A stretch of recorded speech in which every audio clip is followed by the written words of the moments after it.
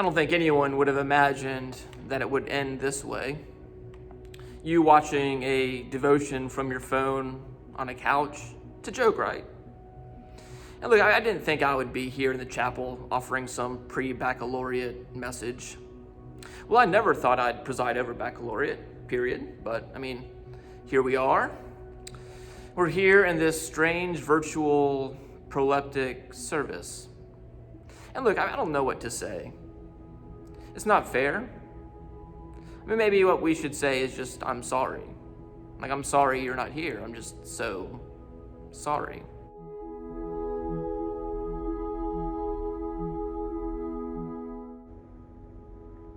But if there's any good news here, the good news is you don't have to listen to some cheesy sermon, right? The cheese vanished right alongside the toilet paper.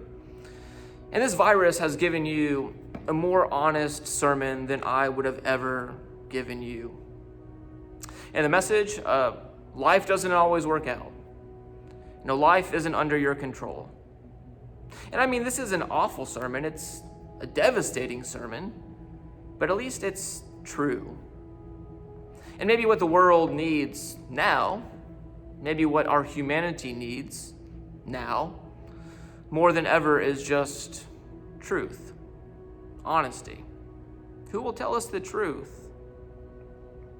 So look, I can't sit here and give you some platitude, right? You'll achieve great things. The world is your oyster.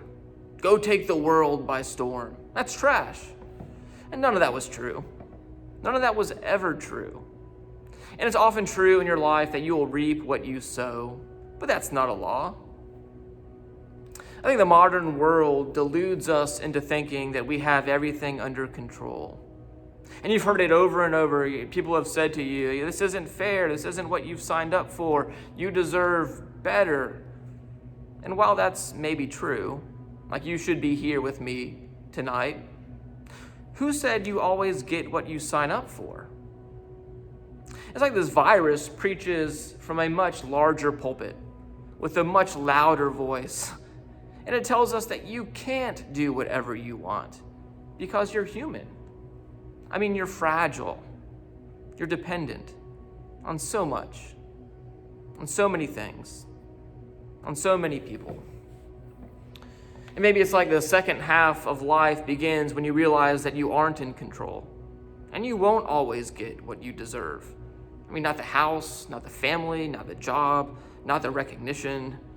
And it's like your work won't always feel meaningful. The last 4 years, your life has been rearranged to get you to this moment. And you've sowed all the seeds. And now, it's just like, the garden is barren. And sometimes the celebration will have to be postponed. That's the sermon this year. It's not the message I would have chosen, but it's like, hey, pandemics happen.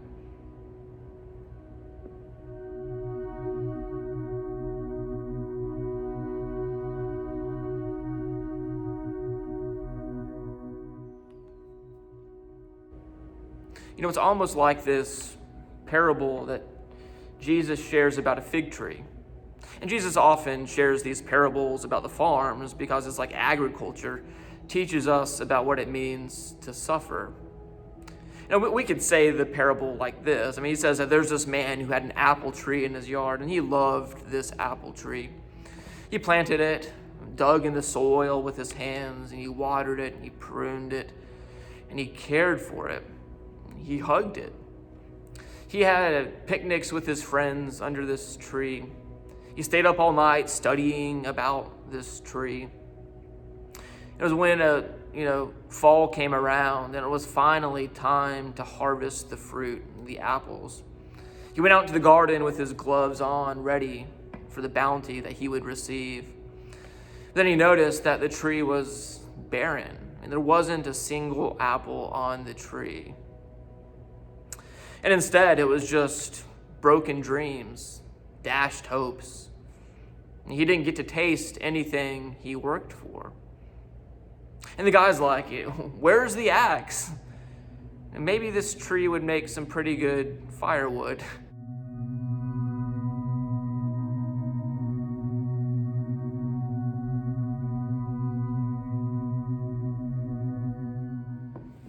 It's this message, right, that's so devastating.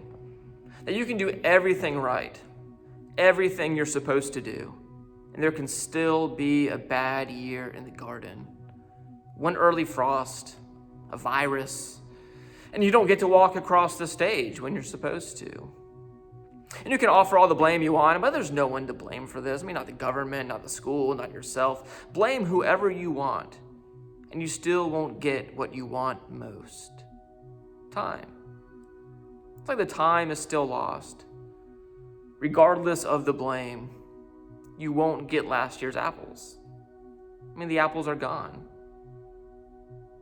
I think what's interesting about the parable, though, is that Jesus says that there's this farmer who comes along and offers some condolence. And the farmer doesn't speculate about why the tree is barren or where the disease came from or who's to blame. But instead, the farmer wonders what you're going to do with that tree. What are you going to do with the tree? Because good farmers, they know a secret. And the farmer tells the man, just wait. Wait one more year. And he says to him, let me dig around it and work with it. Because I found some manure. Because pandemics happen. And I can work with that. We can make fertilizer. Something to help the tree grow stronger. Wait.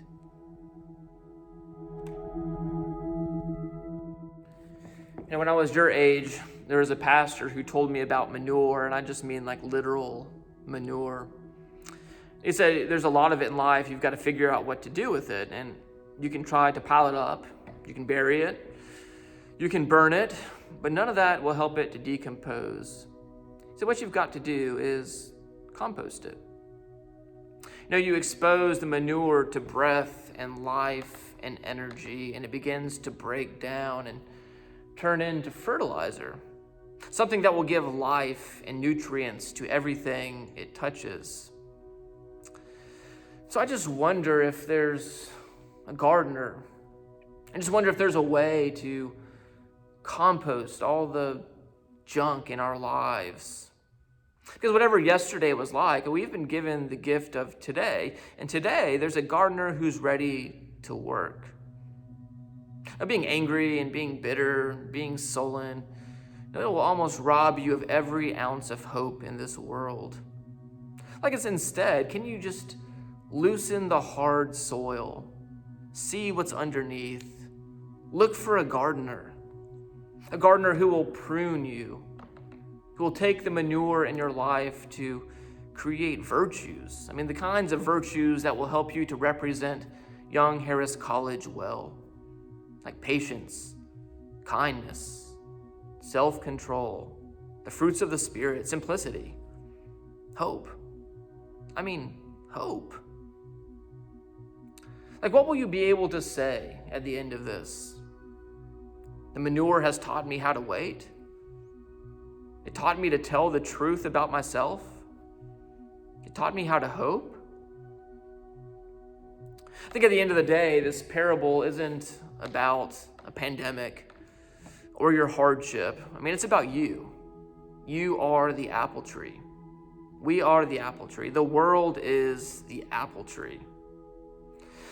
And so often, we just don't bear any fruit. There's been so many years where there wasn't a single apple on the tree. And the tree should have been cut down years ago. But it's almost like there's this God.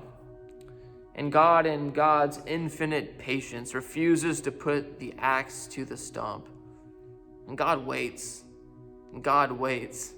Hands in the soil, preparing to birth something new. It's like God keeps coming back to the soil.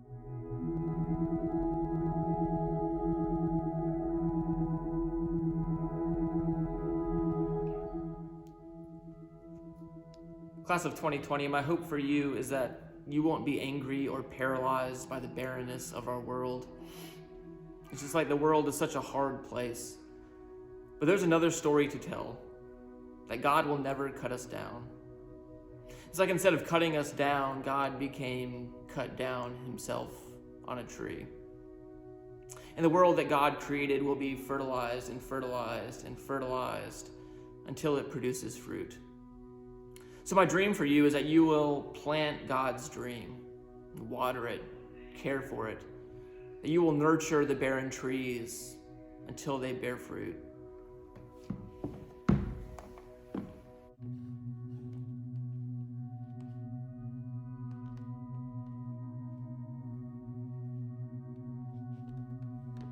And ordinarily, we would give you a stole. And the stole symbolizes that you are yoked to God. Well, God has not given up on this world, so neither can you. So get out into the garden, gloves ready, to prune and prune and prune, to fertilize until apples are on the tree next year. Congratulations, class of 2020. You're the first class I've ever seen graduate. I couldn't have imagined coming to love a class so much. So go with God. Thanks be to God. Amen. Peace be still, say the word, and I will set my feet upon the sea, till I'm dancing in the deep. Peace be still, you are here, so it is well, even when my eyes can't see, I will trust the voice that speaks. Peace